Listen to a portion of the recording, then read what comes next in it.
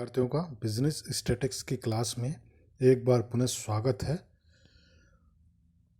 विद्यार्थियों, जैसा कि हमने देखा पिछले वीडियो में हमने पढ़ा कि क्लासिफिकेशन यानी वर्गीकरण किस प्रकार से होता है। तो समंकों के प्रस्तुतिकरण का अगला जो इस भाग है वो है समंकों का सारणीयन, टेबुलेशन ऑफ डाटा।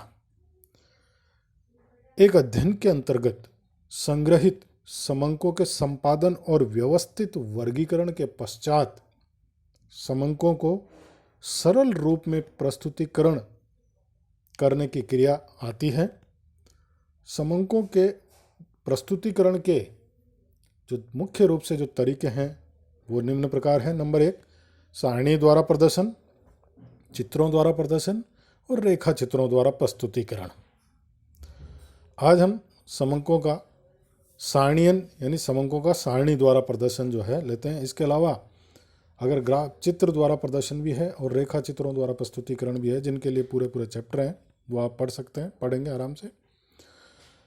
सारणीयन किसे कहते हैं, सारणीयन की क्या परिभाषा है, इस संबंध में the meaning and definition of tables. संकलित संख्यात्मक तथ्यों की खानों और पंक्तियों में क्रमबद्ध व्यवस्था ही सारणी कहलाती है तथा क्रमबद्ध विकसित करने की क्रिया को सारणीयन कहा जाता है। यानी सारणी बनाना ही सारणीयन कहलाता है। तो सारणीयन यानी जो हमारे पास तथ्य एकत्रित हुए हैं उनको खानों में पंक्तियों में क्रमबद्ध रूप से जो व्यवस्था होती है उस व्यवस्था को ही हम सारणी कहते हैं। और ये जो कार्य किया जाता है इसकी क्रिया को सारणीयन कहा जाता है, टेबुलेशन कहा जाता है। डॉक्टर बावले ने जो परिभाषा दी है कि सारणीयन एक ऐसी सांख्यिकी क्रिया है जो उपलब्ध संकलित सामग्री से अंतिम निष्कर्ष निकालने तक की जाती है। तो यानी ये एक सांख्यिकी क्रिया है। हमारे पास जो उपलब्ध सामग्री है, जो हमने सामग्री एकत्रित की है, यानी वर्गीकरण करने के पश्चात, वर्ग बनाने के पश्चात हम क्या करते हैं, उनको वर्गों को सही रूप से प्रस्तुत किया जाता है। तो प्रस्तुत करने का एक माध्यम सारणीयन है। ब्लेयर ने जो परिभाषा दी है कि विस्तृत अर्थ में समंकों की खानों और पंक्तियों में क्रमबद्ध व्यवस्था को सारणीयन कहते हैं। देखो सिंपल सी परिभाषा है कि समंकों को खानों और पंक्तियों में क्रमबद्ध करना और इस व्यवस्था को जो है उस सारणीयन कहा जाता है। तो सारांश रूप से हम ये कह सकते हैं कि सारणीयन वर्गीकृत समंकों को व्यवस्थित ढंग से प्रस्तुत करने की एक ऐसी वैज्ञानिक विधि है जिससे समंकों की मुख्य विशेषताएं स्पष्टतः प्रकट हो सके और सरलता से विश्लेषण करके उचित और सही निष्कर्ष निकाले जा सकें।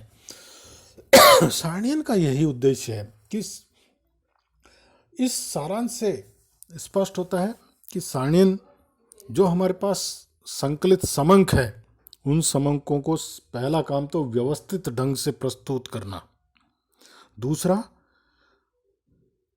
और इस प्रकार से प्रस्तुत करना कि उस समंकों की विशेषताएं उससे प्रकट हो जाए, सरलता से उसका विश्लेषण हो सके उन समंकों का और उनसे उचित या सही निष्कर्ष निकाले जा सकें। यह क्रिया सारणीयन कहलाती है। सारणीयन के कई उद्देश्य हो सकते हैं कि जिसमें जटिल तथ्यों को सरल बनाना, अनुसंधान के उद्देश्यों के लिए आधार बनाना, समंकों को स्थायी और संक्षिप्त रूप में प्रस्तुत करना। ये एक महत्वपूर्ण उद्देश्य है कि समंक जो हमने डाटा कलेक्ट किए हैं उनको स्थायी और संक्षिप्त रूप में प्रस्तुत करना। स्थायी रूप से कि ये डाटा एक बार सारणी बन जाती है, उसका उपयोग आगे तक होता रहता है। आगे आने वाले जो है और जो भी अनुसंधान करता है आपके पश्चात वाले, वह भी उसका उपयोग करते रहते हैं। दूसरा, समंकों की विशेषताओं की जानकारी प्राप्त करना, ये जो है महत्वपूर्ण उद्देश्य हो सकते हैं इसके सारणीयन के। एक उत्तम सारणी के जो आवश्यक लक्षण है वो निम्न प्रकार से हो सकते हैं कि एक तो उचित आकार होना चाहिए। सारणी का आकार न तो बहुत बड़ा होना चाहिए जो पाठक की आंखों में चुभे और न ही बहुत छोटा हो कि पर्याप्त सूचनाएं ही प्रस्तुत नहीं की जा सके। आकर्षक होना चाहिए, सारणी में खाने, पंक्तियां, अनुपात, लिखावट आकर्षक होने चाहिए जिससे अध्ययनकर्ता सुगमता से अध्ययन कर सके।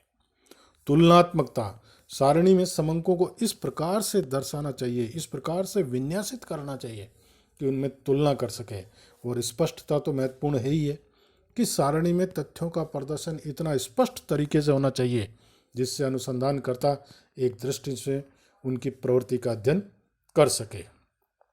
अब एक सारणी के जो मुख्य मुख्य भाग होते हैं वो निम्नानुसार होते हैं कि सारणी में कौन कौन से पार्ट होते हैं। हमने एक टेबल तो देख ली कि ये टेबल है। आपने देखा होगा कि आपकी मार्कशीट होती है, मार्कशीट में एक टेबल दी हुई होती है, सब्जेक्ट दे रखे हैं, उसमें अंक, प्राप्तांक और पूर्णांक आदि दिए हुए होते हैं। तो इस सारणी के कुछ मुख्य भाग होते हैं वो निम्न प्रकार से है। नंबर 1 जो होता है कि सारणी संख्या, टेबल नंबर, ये एक महत्वपूर्ण भाग है। सबसे ऊपर लिखा होता है सारणी संख्या, टेबल नंबर। जैसे सारणी संख्या 5.1, 5.2, 10, 101, 501, ऐसे एक नंबर दिया हुआ होता है, तो उससे ढूंढ लेने में सुविधा होती है, स्रोत का संदर्भ लगाने में भी हमें सुविधा रहती है। दूसरा है महत्वपूर्ण भाग जो है वह सारणी का शीर्षक, हेडिंग ऑफ टेबल। प्रत्येक सारणी का मोटे अक्षरों में एक इस प्रकार का शीर्षक होना चाहिए जो समंकों की प्रकृति, क्षेत्र और समय आदि के बारे में एक ही नज़र से जानकारी दे सके, एक ही नज़र में जानकारी दे सके। खानों और पंक्तियों में उप शीर्षक, कि जैसे हमें एक खाने में अलग सब हेडिंग बनाने हैं तो सब टाइटल जिसको हम कह सकते हैं वो होने चाहिए। बड़े खानों के उप शीर्षकों को कैप्शन तथा पंक्तियों को अनुशीर्षकों यानी स्टब्स कहा जाता है। तो उप शीर्षक और अनुशीर्षक भी स्पष्ट और संक्षिप्त होने चाहिए। सारणी का मुख्य भाग, main body of the table, यह भाग सारणी का हृदय होता है। इसका आकार और स्वरूप तो तथ्यों की संख्या पर निर्भर करता है। आगे आपके जो है विभिन्न प्रकार के टेबल्स जो आपको दिखाएंगे उसमें आप देखेंगे कि सारणी का हृदय जो मेन, जो जहाँ तथ्य प्रस्तुत किए जाते हैं वो ही मुख्य भाग होता है और वह बड़ा होता है। रेखा में खींचना और रिक्त स्थान छोड़ना, सारणी को आकर्षक, बहुत कुछ पर्याप्त रिक्त स्थान छोड़ते हुए खानों और पंक्तियों को सुंदर ढंग से रेखाएं खींचने पर निर्भर करता है। दूसरा पदों का विन्यास, अरेंजमेंट ऑफ आइटम, सारणी का प्रारूप या ढांचा बना लेने के पश्चात समंकों को यथोचित रीति से सारणी में इस प्रकार लिखना चाहिए कि अनुसंधान के उद्देश्यों के अनुरूप सारणी से जानकारी प्राप्त हो सके और समंकों की आपस में तुलना की जा सके। अब एक नीचे टिप्पणियां भी होती है, एक भाग होता है फुटनोट जिसको कहते हैं हम। सारणी के नीचे आपने देखा होगा एक नीचे फुटनोट होता है कि ये तथ्य कहाँ से लिए गए हैं, कैसे लिए गए हैं, उनकी संक्षिप्त रूप से जो जानकारी है वो नीचे दी जाती है। सोर्स, एक और हेडिंग आता है, आपने अखबार वगैरह में देखा होगा कि जो टेबल्स आती है उसके नीचे सोर्स लिखा होता है, स्रोत। तो सारणी में प्रदर्शित समंकों के यथासंभव स्रोत या उद्गम को सारणी के अंत में दिखाया जाना चाहिए। तो ये कुछ भाग थे, सारणी के मुख्य भाग थे जो हम देख सकते हैं, हमने सुने। अब हम आगे देखते हैं कि सारणियाँ कितने प्रकार की हो सकती है। समंकों का सारणीयन विभिन्न आधारों पर किया जा सकता है। तो काइंड्स ऑफ टेबल्स, तो सारणी के प्रकार, सारणियों के प्रकार के अंतर्गत हम 3 प्रकार की सारणियाँ जो है ले सकते हैं। एक होता है उद्देश्य के आधार पे, on the basis of purpose. दूसरा है मौलिकता के आधार पर, on the basis of originality. और तीसरा है रचना के आधार पर, on the basis of constructions. इसमें जो भाग दे रखे हैं कि उद्देश्य के आधार पर सारणी जो है 2 प्रकार की होती है। सामान्य उद्देश्य वाली सारणी, जनरल पर्पज टेबल। दूसरा विशेष उद्देश्य वाली सारणी, स्पेशल पर्पज टेबल। मौलिकता के आधार पर, ओरिजिनलिटी के आधार पर प्राथमिक सारणी, प्राइमरी टेबल। और दूसरा है व्युत्पन्न सारणी यानी डेरिवेटिव टेबल्स। रचना के आधार पर, ये बहुत इंपॉर्टेंट है और अपने यही ज़्यादा काम में आती है, यूज में आती है सांख्यिकी के अंतर्गत, जिसमें रचना के आधार पर सांख्यिकी जो सारणियाँ होती है उसको हम 2 भागों में बांटते हैं। एक तो सरल एक गुण वाली सारणी, सरल या एक गुण, सिंपल और 1 वे टेबल। दूसरा जटिल सारणी, कॉम्प्लेक्स टेबल। तो जटिल सारणी के आगे 3 भाग हो जाते हैं, द्विगुण 2 वे टेबल, त्रिगुण 3 वे टेबल, और बहुगुणी सारणी यानी मैनिफोल्ड टेबल जिसमें बहुत सारे गुण हैं। इनका अलग अलग है। तो रचना के आधार पर ये विभिन्न प्रकार की सारणी हम बनाते हैं। उद्देश्य के आधार पर सारणी, जो सामान्य उद्देश्य वाली सारणी होती है कि जब संग्रहित तथ्यों समंकों को बिना किसी विशेष उद्देश्य के इस प्रकार से सारणीबद्ध किया जाता है कि किसी भी अनुसंधानकर्ता द्वारा व्यक्तिगत इकाइयों को सरलता से ढूंढा जा सके, तो ऐसी सारणी को हम सामान्य उद्देश्य वाली सारणी कहते हैं। दूसरा, विशेष उद्देश्य वाली सारणी, जब सामान्य उद्देश्य वाली सारणियों में प्रदर्शित आंकड़ों का प्रयोग करते हुए अलग अलग उद्देश्य विशेष के लिए कोई सूक्ष्म सारणी अगर बनाई जाती है, उसे विशेष उद्देश्य वाली सारणी कहा जाता है। इसी प्रकार मौलिकता के आधार पर जो प्राइमरी टेबल है, यानी जब हमने पहली बार डाटा कलेक्ट किए, वह सारणी जिसमें संग्रहित समंकों को वर्गीकरण के पश्चात भी उनके मूल स्वरूप को यथावत रखते हुए प्रस्तुत किया जाता है, वो प्राथमिक सारणी कहलाती है।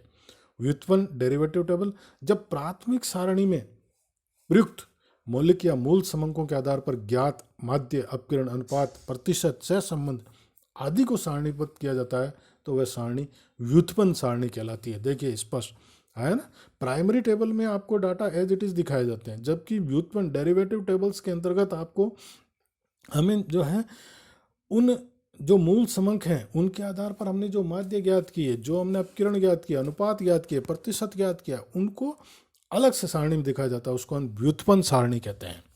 अब आती है रचना के आधार पर सारणियाँ, सरल गुण वाली और जटिल सारणी। आपकी स्क्रीन पे एक 1 वे टेबल का पर दे रखा है। 1 वे टेबल यानी एक गुण वाली सारणी।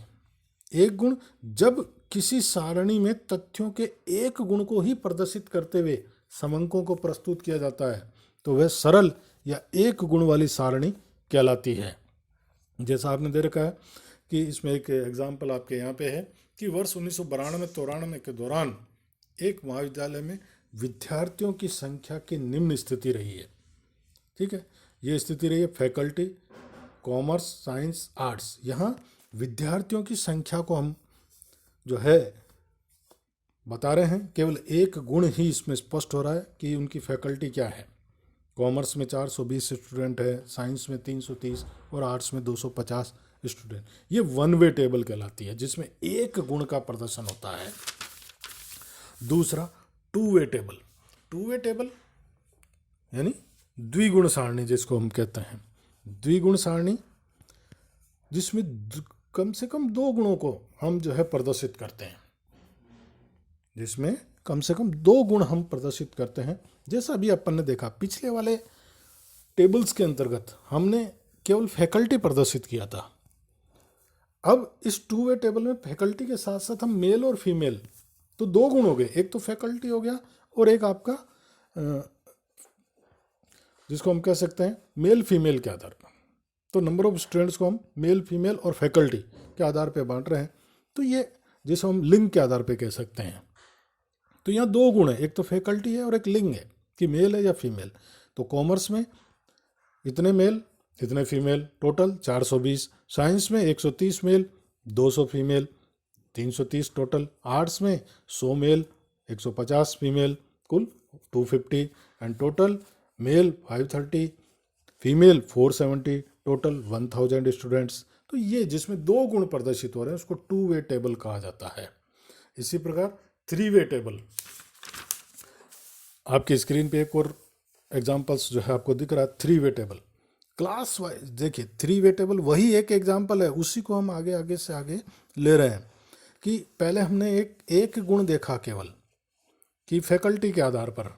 दूसरा द्विगुण में 2 गुण लिए हमने कि लिंग को भी ले लिया, मेल फीमेल को ले लिया। अब मान लीजिए त्रिगुण यानी तीसरा गुण भी हम शामिल ले रहे हैं जिसमें हमने क्लास ले ली कि फर्स्ट ईयर, सेकंड ईयर और फाइनल ईयर।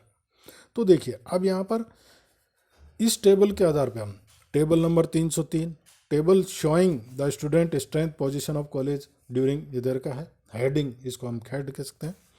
फैकल्टी इधर की आर्ट्स, कॉमर्स, साइंस ऊपर से नीचे, and left to right first year में फिर इसके 3 पार्ट हो गए, मेल फीमेल एंड टोटल। फिर second year male female total, फिर final year male female total and total male total female grand total आ गया। इसको हम त्रिगुण सारणी कहते हैं। इसमें 3 गुण हैं। 3 गुण आप देख रहे हैं कौन कौन से होते हैं? Faculty, mail female and class. तो ये त्रिगुण सारणी कहलाती है, इसको हम 3 वे टेबल्स कहते हैं। नेक्स्ट जो आती है और अंतिम जिसको हम कह सकते हैं बहुगुणी सारणी, मैनिफोल्ड टेबल। मैनिफोल्ड टेबल्स में भी अब इसमें हमने क्या, बहुगुणी सारणी में इसमें बहुत गुण आ गए, 3 से ज़्यादा गुण आ गए, बहुगुणी सारणी कहलाती है। बहुगुणी सारणी में अब आप इसमें देखेंगे आपकी स्क्रीन पे जो आ रहा है कि वही फैकल्टी 1 गुण, दूसरा जो है इसमें लिया कि स्टूडेंट्स मेल फीमेल, तीसरा क्लास हो गई first year second year third year class wise, चौथा एक और गुण जो आ गया एज के आधार पर, और एज में भी अलग अलग ले लिए, below 20 and above and total. तो इतने गुण आ गए इसमें, 4 और 5 गुण जो है इसमें मौजूद हो गए।